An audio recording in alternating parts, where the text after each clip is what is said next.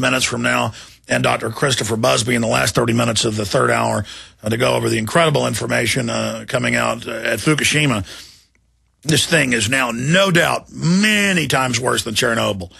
And there's no mitigation even being tried to keep people away from fish, milk, and things like spinach and lettuce that really build up these radioactive isotopes. There's not even testing being done at the federal level, and that's their job. Well, it's the job they've usurped. It really is the state's jobs, and they are trying to do their jobs, but the feds control the purse strings and have been out there trying to suppress universities and others from releasing the data. This is a huge cover-up that's going on, and very, very upsetting.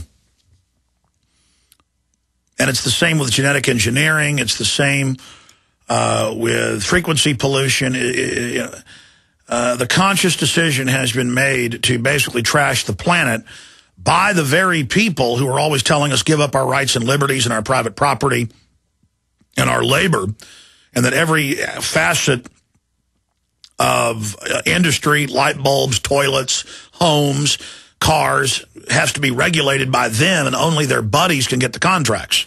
That's what it's about. It's about a planned economy where the insiders are the only ones that are allowed to operate.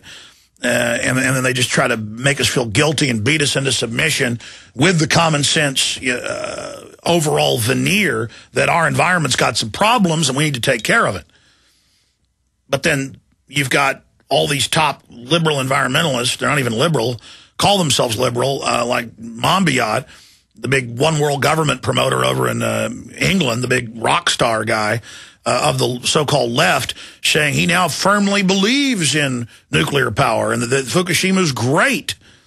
And as Dr. Busby has pointed out here on this show, and he's in those top circles in Europe, and knows Monbiot, bottom line, it's more and more Busby has to say, as he said here months ago, this is about population reduction. Nothing fries fertility like radiation. Fluoride's a close second. And you notice they'll spend millions of dollars in lobbying to even get a small town to put it in. And then they write all these books about how they're doing it to us, to the fluoride. I mean, that's what's frustrating is we're not theorizing about most of these issues.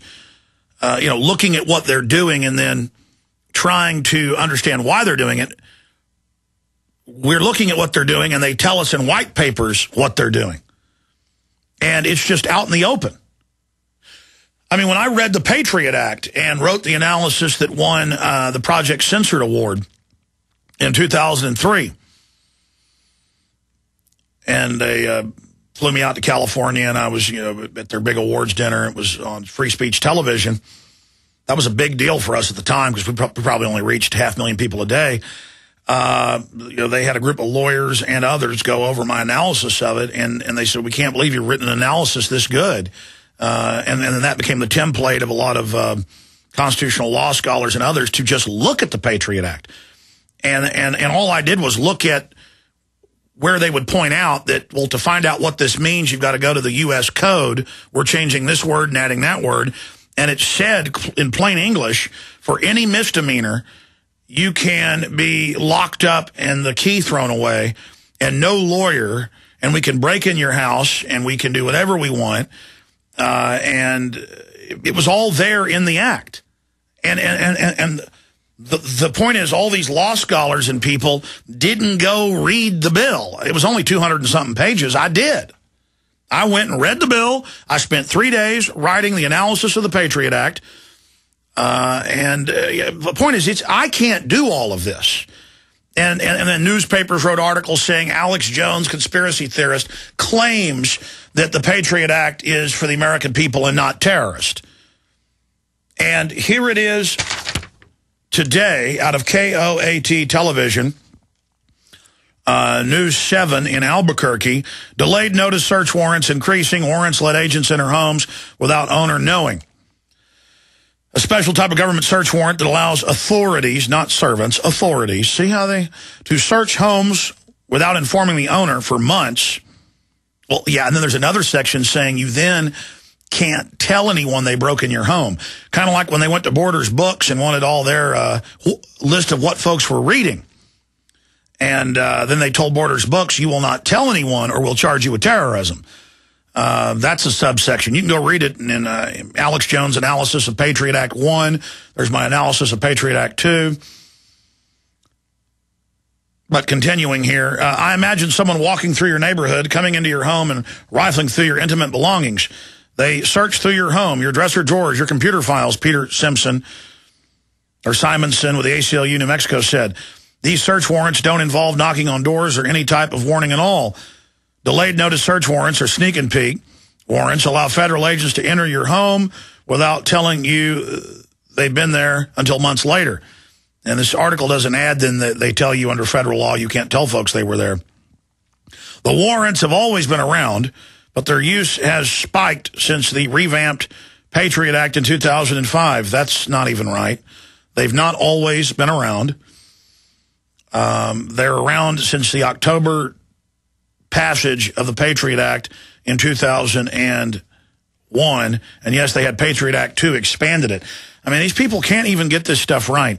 The number of delayed notice search warrants spiked nationally from around 700 in fiscal year 2007 to close to 2,000 in 2009. Upwards of 200 approved during the same 3-year stretch came out of the 10th Circuit Court, which covers a handful of states, including New Mexico. The majority of those delayed search warrants weren't even for terrorism-related cases. They got that right. According to U.S. Department of Justice figures, the majority of warrants are for drug cases. But see, now, through policy, they're listing family violence, marijuana as terror. So even a lot of the things they list as terror aren't terror. Continues. The warrants are so secret the New Mexico U.S. Attorney General's office wouldn't go on record with Target 7 about them.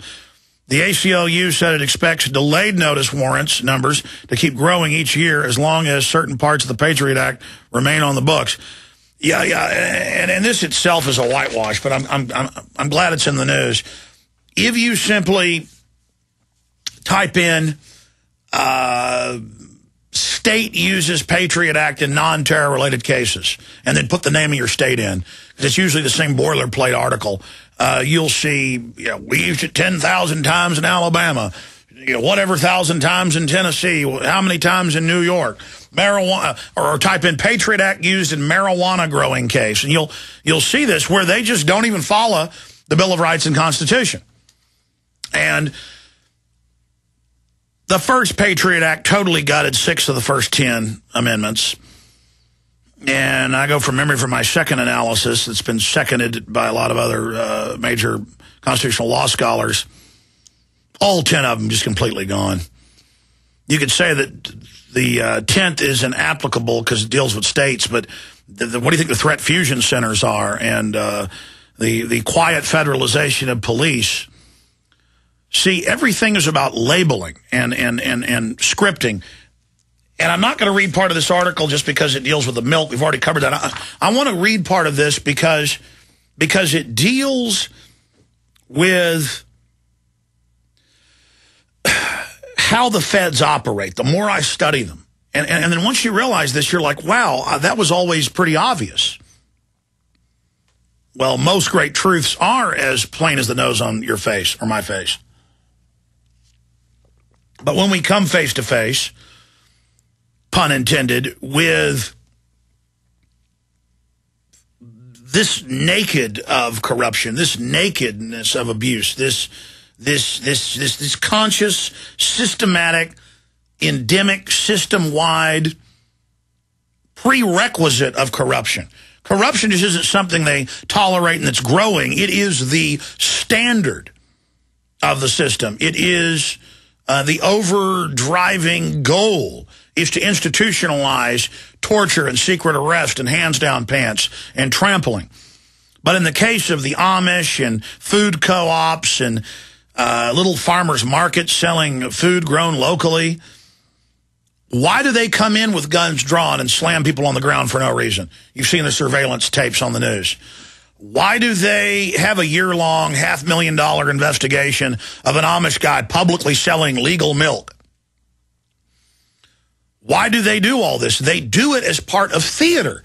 That's how they fool these juries. Well, the federal juries are kept criminals on average, who just stay on the jury and would do whatever they're told. That's why they have 98% of conviction rates. I mean, again, 98% of folks aren't guilty, ladies and gentlemen. And the old saying, better that 10 guilty men go free than one innocent man, go to prison. And now DNA is showing what around a third of people on death rows turns out are completely innocent.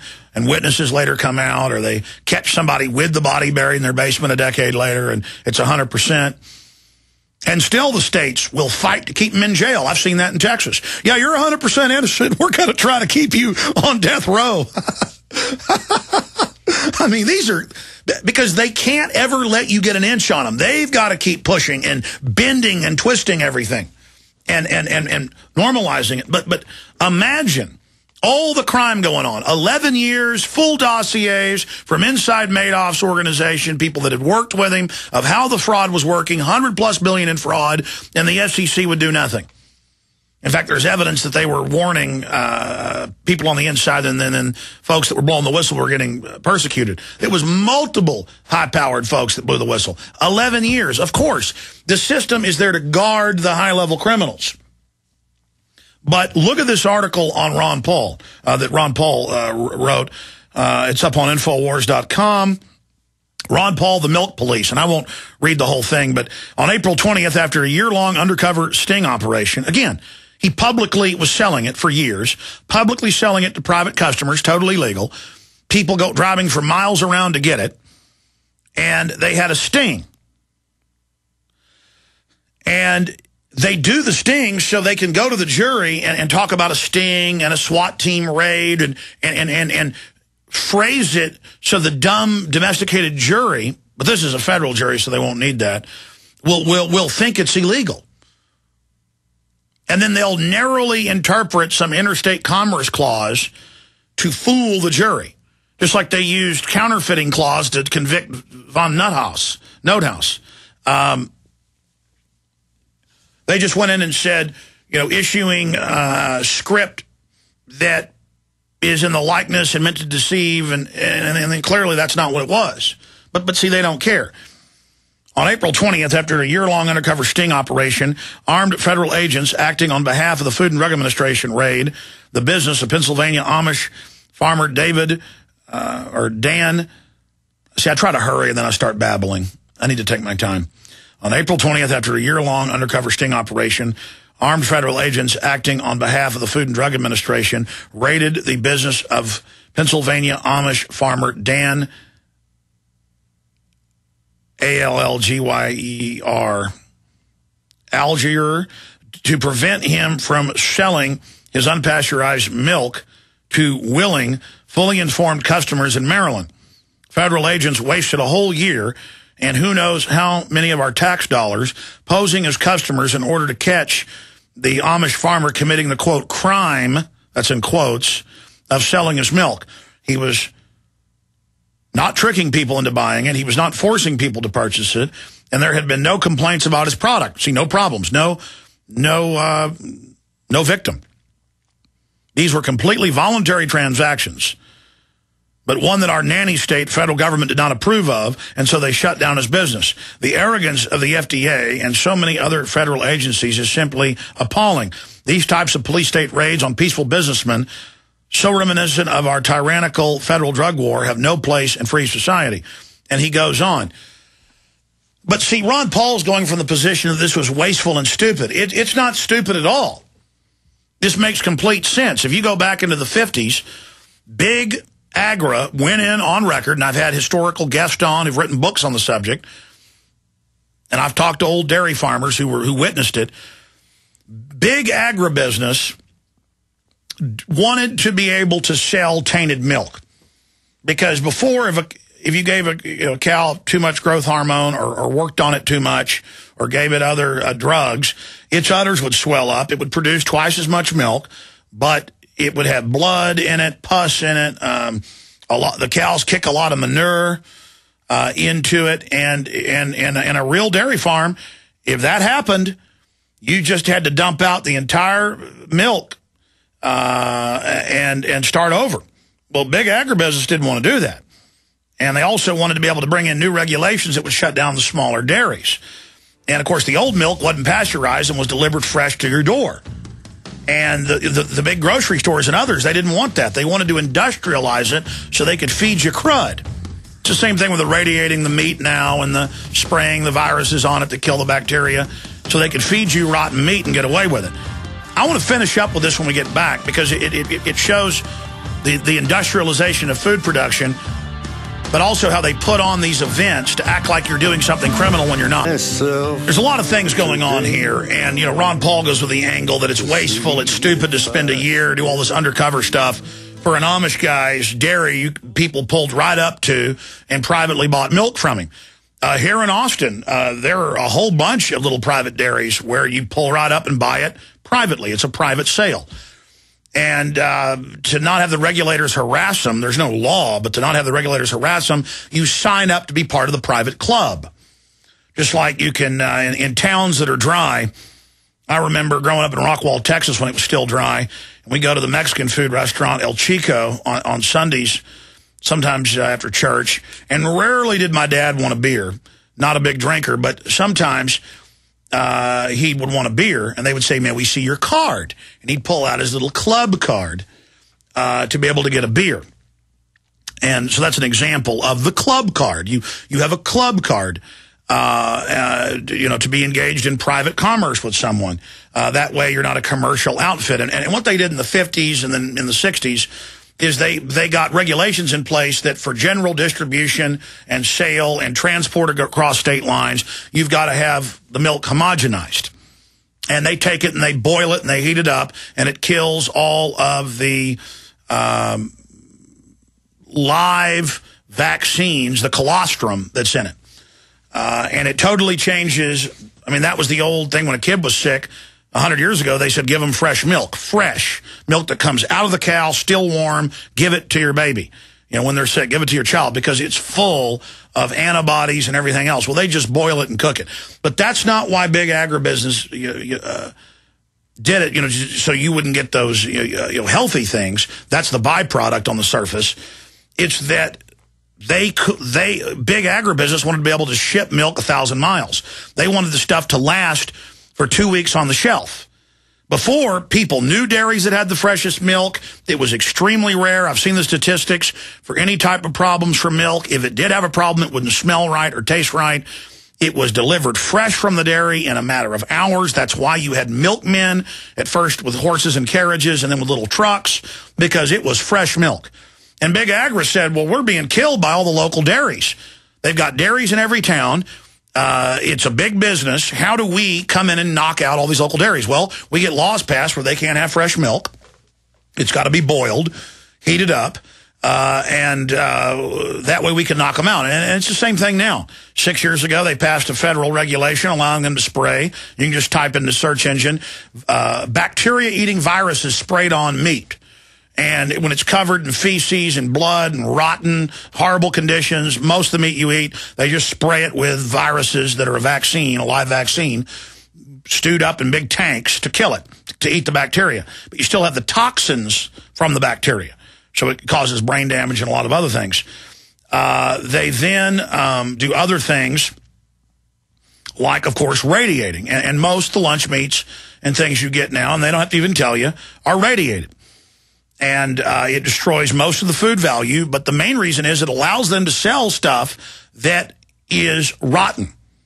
It kills the bacteria. See, before they had to throw that stuff out or put it in dog food. And then, of course, that causes all the problems in pets. So it's a way for big agribusiness to get away with murder. It's a way for them to shut down their competition.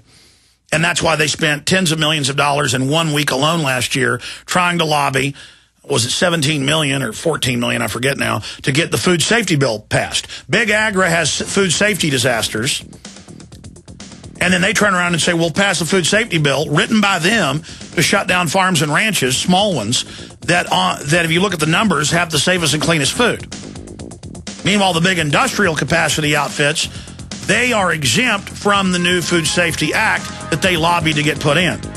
Just like Obama's friends are exempt from having to get health care for their employees, but everybody else is. So that's what they're doing here. founder of the fully informed jury movement, and one of the men who traveled the country proving that the amendment to give us the income tax was never ratified, Red Beckman, co-author of The Law That Never Was, is going to be joining us coming up in the next segment in light of the big push by the corporate globalist disinformation outfits, the brainwashing command centers known as mainstream media, in light of all their demonization of the sovereign citizen movement. And that's basically anybody with an American flag hanging on their car gets lumped in with the Ku Klux Klan. We've got him coming on with us.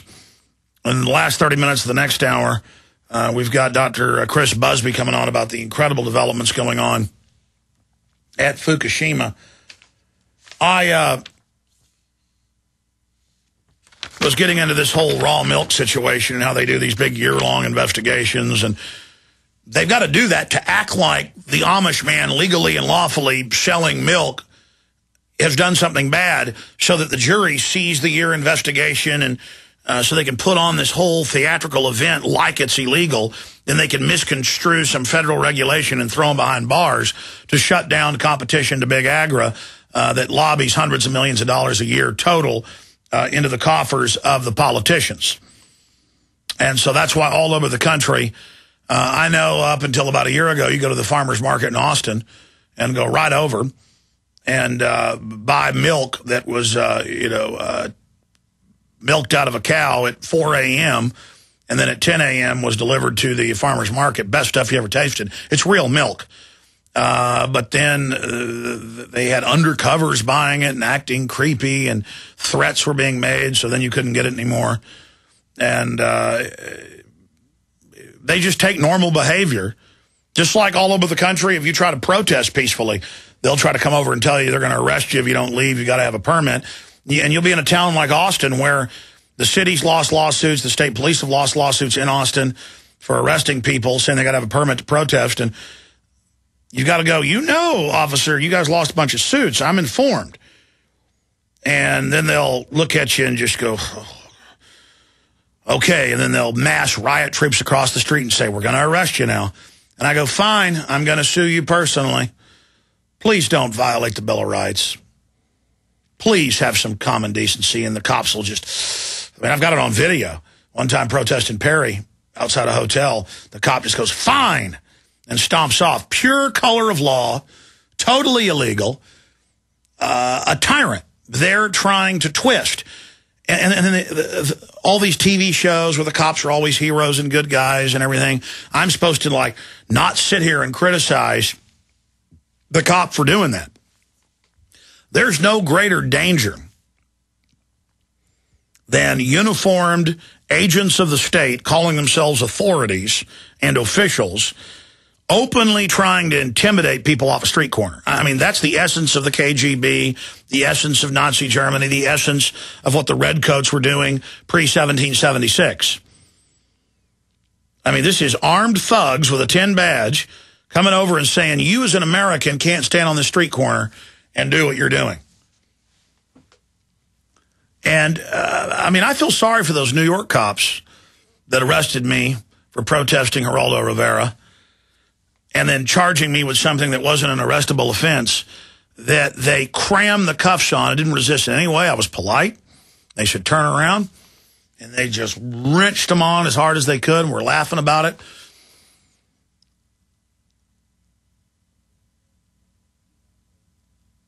It's just amazing. I mean, what type of person would see an American protesting outside Fox Studios as somebody who needed to be taught? I mean, they should be proud of me. They should be proud of the First Amendment. They should be proud of living in America. But instead, I need to be taught. What cell do we put him in? Put him in the dirty cell. Shove me in there with crap all over the floor, everything else, and laugh about it. I mean, what does that say about their soul?